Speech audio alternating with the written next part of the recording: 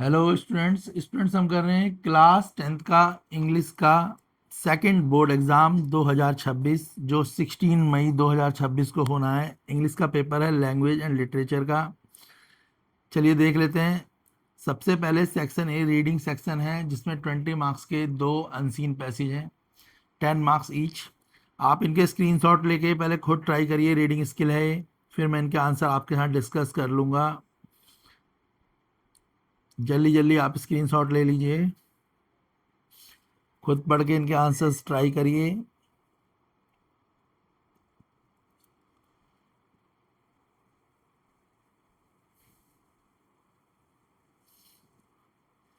ये first unseen passage के question है, तो आप रीड करेंगे, रीडिंग स्किल है ये, 10 मार्क्स ईच।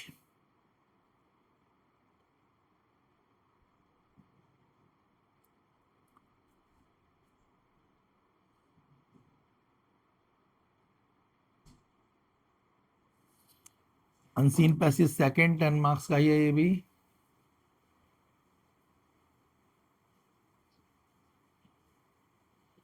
इसका भी आप स्क्रीनशॉट ले लें। अभी हम करेंगे ग्रामर का सेक्शन बी। सबसे पहले हम उसी को डिस्कस करेंगे, उसके आंसर डिस्कस करेंगे, फिर मैं इनके आंसर्स भी आपके साथ डिस्कस कर लूँगा, आपको बता दूंगा। पहले आप खुद ट्राई करिए। चलिए हम फटाफट से सेक्शन बी स्टार्ट कर लेते हैं। Section B grammar and creative skills, 12 MCQ हैं, जिनमें से आपको कोई 10 करने हैं।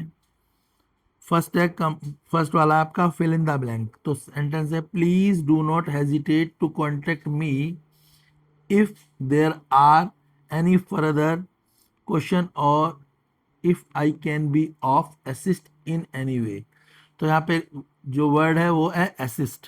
असिस्ट क्या है? एक वर्ब है, और हमें जो सेंटेंस फॉर्म करने हैं, ठीक है, ये असिस्ट क्या है? वर्ब है, और यहाँ पे लिखा है of, I can be of. Of के बाद हमेशा नाउन आता है, जब भी कोई सेंटेंस फॉर्म होता है जैसे, तो उसके बाद क्या आता है? नाउन। तो असिस्ट की जगह लिखेंगे हम assistance. I can be of assistance in any वे, क्योंकि असिस्ट एक वर्ब है और हमें क्या लिखना है बेटा? नाउन लिखना है। तो क्लियर हो गया, आई can be of assistance in any way. Second है, एरर ढूंढना है आपको। तो सेंटेंस है, spend a night under a star is a traditional camp where you can experience the warmth of our hospitable and savor the delicious local cuisine। तो hospitable क्या है?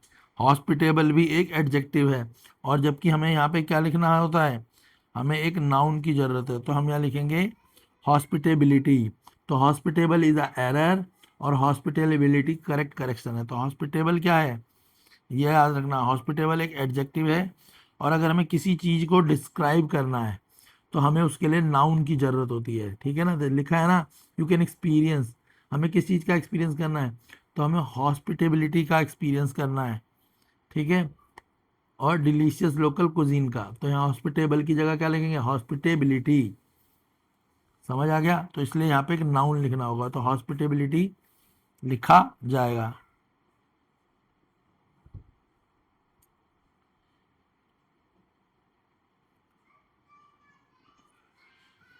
Clear हो गया? तो यहाँ हम हॉस्पिटेबिलिटी लिख देंगे, तो हॉस्पिटेबिलिटी एक नाउन होगा। नेक्स्ट है रिपोर्टेड स्पीच।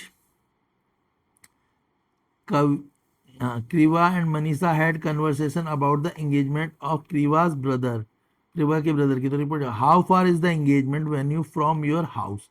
तो इसको हमें रिपोर्टेड स्पीच में बदलना है। तो रिपोर्टेड स्पीच में हमारा रूल क्या होता है? सबसे पहले हम वर्ड ऑर्डर चेंज करेंगे, उसके अलावा इज किस में कन्वर्ट हो जाएगा? वॉज में कन्वर्ट हो जाएगा।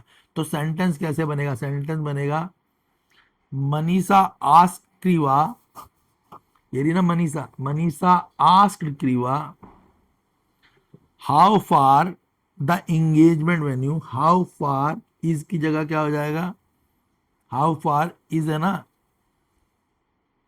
तो हम लिखेंगे how far the engagement venue was, इसकी जगह हो जाएगा was from her house. Clear हो गया? तो इसकी जगह वॉज लगा देना है, और बाकी सेंटेंसों का आपको क्या करना होता है? रीअरेंजमेंट करना होता है, ये आपको पता ही है। क्वेश्चन फोर्थ, फोर्थ क्वेश्चन में आपसे स्टेटमेंट दे रखी है, तो स्टेटमेंट देखो।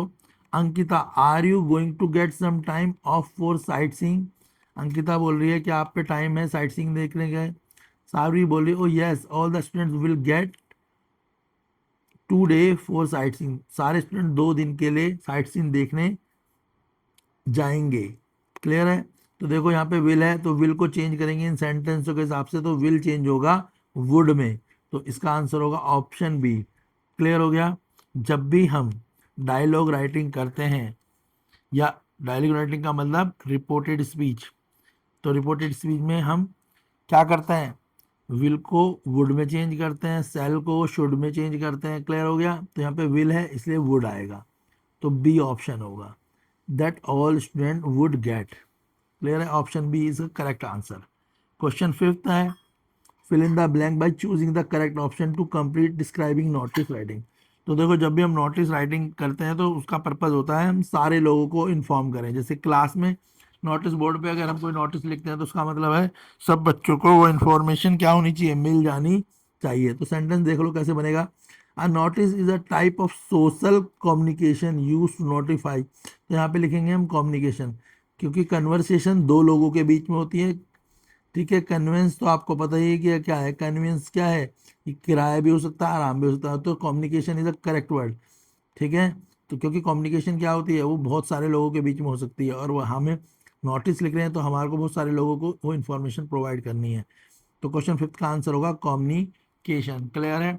चलिए इनका आंसर एक बार लिख के भी आप दिखा देता हूँ आपको। तो ये आंसर्स हैं। फर्स्ट वाले का आंसर होगा असिस्टेंस, सेकंड में हॉस्पिटेबल की जगह हॉस्पिटेबिलिटी, थर्ड में आप ऐसे बनाएंगे reported speech, Manisha ask क्रीवा how far was the engagement when you from her house, और ऐसे भी कर सकते हैं क्योंकि वर्ड रीअरेंजमेंट कैसे भी हो सकती है।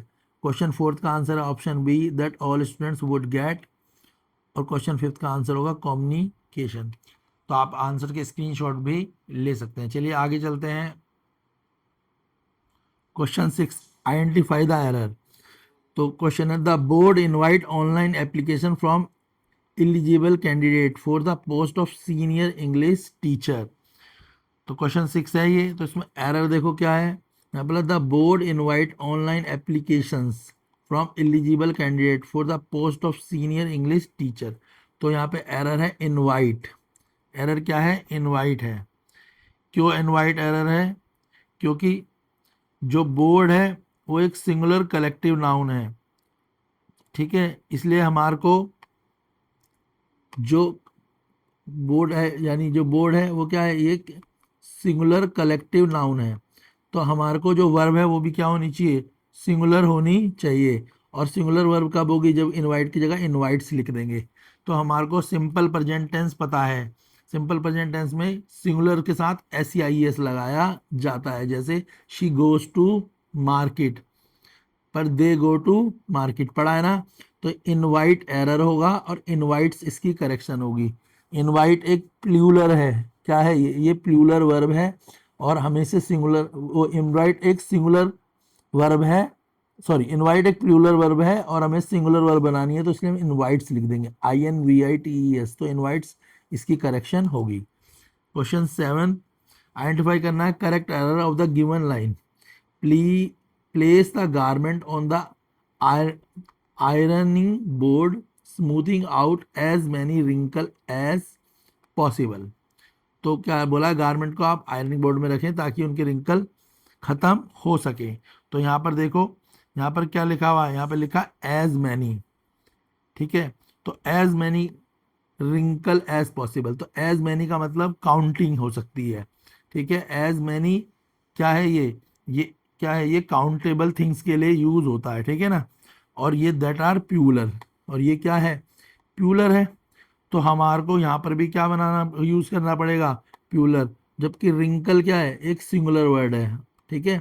तो रिंकल, ऑप्शन सी इसका आंसर होगा। Wrinkle is a singular word और बनाना पड़ेगा रिंकल्स। क्यों? क्योंकि एज मैनी एक काउंटेबल वर्ड है और काउंटिंग क्या होती है? प्लूरल होती है। तो रिंकल की जगह रिंकल्स आएगा। ऑप्शन सी करेक्ट आंसर है। क्लियर है? क्यों है मैंने बता दिया, क्योंकि यहाँ रिंकल एक सिंगल है और जो भी गारमेंट से जो भी कपड़े हैं उनमें एक रिंकल नहीं, उनमें बहुत सारे रिंकल्स होते हैं, 2 3 4 10 50 भी हो सकते हैं, इसीलिए हम उनमें क्या करते हैं आयरन, तो रिंकल का रिंकल्स बन जाएगा। क्लियर है? सिंगुलर है प्लूरल है? Question 8, after she dash her homework Anisha finally relax and watch a movie with her friend.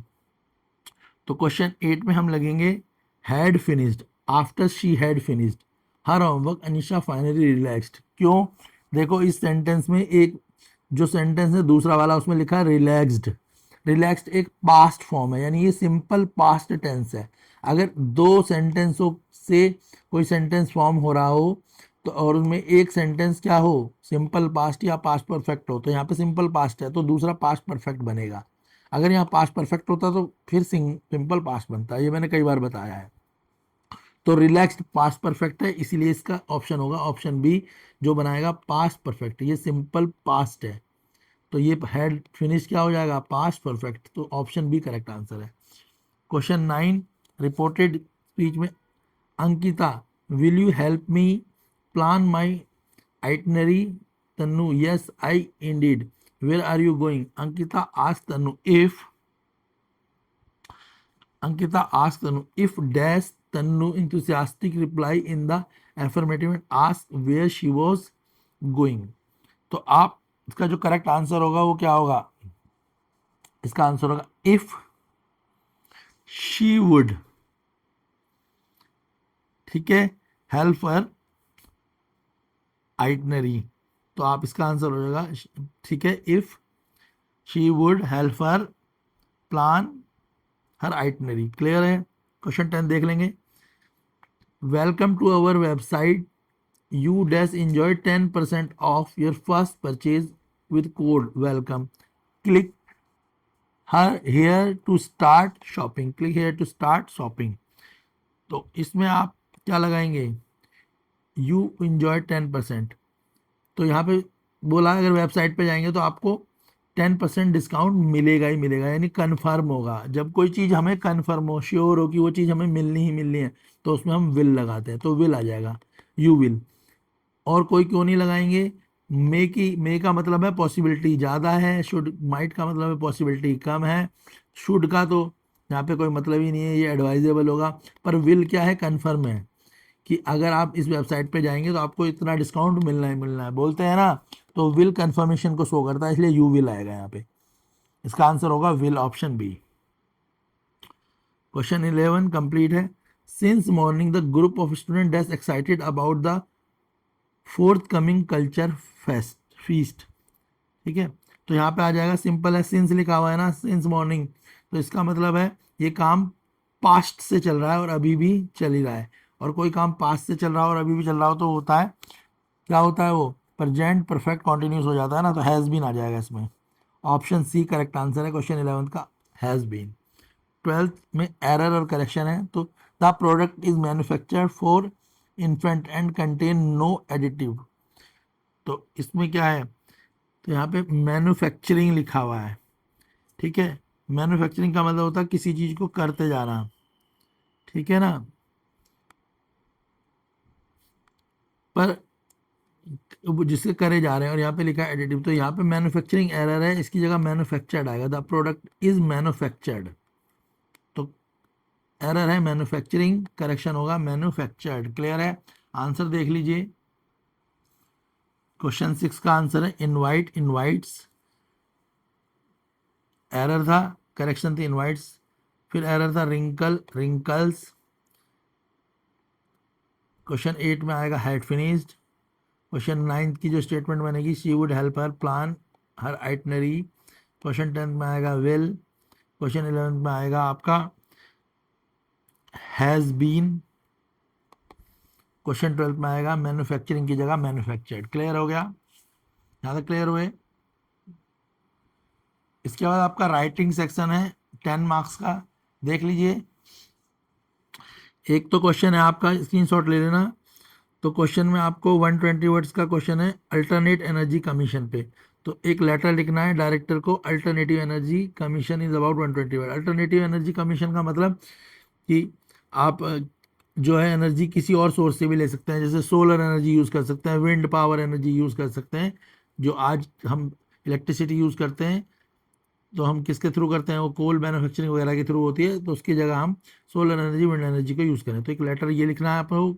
इसी में दूसरा ऑप्शन भी है, दूसरा भी आप लिख सकते हैं। यहाँ पर क्या है, ये यहाँ पे नोटिस है that your road crossing in your area, तो आपको 120 वर्ड्स में एक लेटर लिखना है एडिटर को और बताना है concern authority address the pressing issue affecting the commutator, जो भी प्रॉब्लम्स हैं इसके रिगार्डिंग उनके बारे में आपको एडिटर को लेटर लिख के टेंशन देनी है। क्वेश्चन 6 है, क्वेश्चन 6 भी 5 मार्क्स का है ऑप्शन में।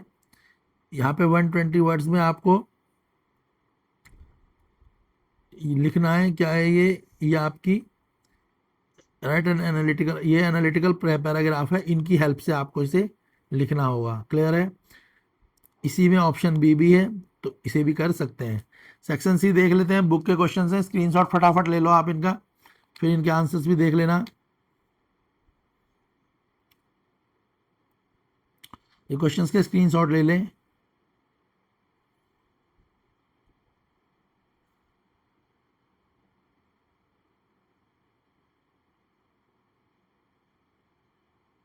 क्वेश्चन 7,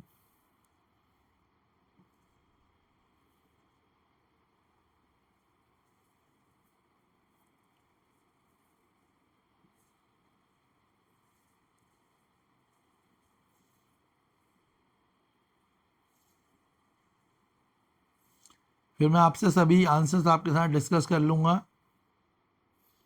जल्दी से देख लें। क्लास 10 सेकंड बोर्ड एग्ज़ाम है ये इंग्लिश का, उसकी प्रिपरेशन हो रही है। सेकंड बोर्ड एग्ज़ाम जो है उसकी प्रिपरेशन वीडियो है ये। ऐसे ही क्वेश्चन आपके बोर्ड के पेपर में आएंगे, तो ये आपके लिए काफ़ी हेल्पफुल रहेंगे। इन क्वेश्चंस को करके जाएं। चलिए अब आपने आंसर्स देख लीजिए। यह आपका जो आपने रीडिंग सेक्शन था उसके आंसर्स देख लें। स्क्रीनशॉट ले लो आंसर्स का, जो आपने खुद पढ़ के करें, क्या वो इनसे मिलते जुलते हैं?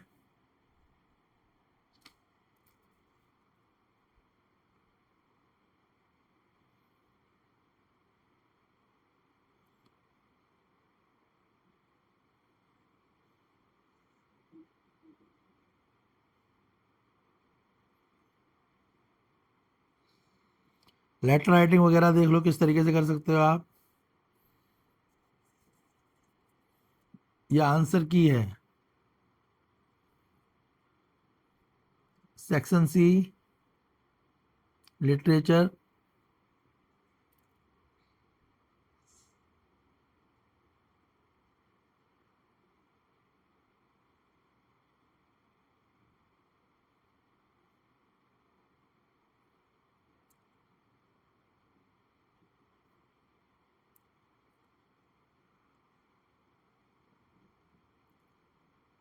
किस तरीके से आप लॉन्ग क्वेश्चनों का अटेम्प्ट करेंगे बता रखा है आपको, बाकी तो आपने बुक पढ़ी हुई है तो आप खुद ही कर लेंगे।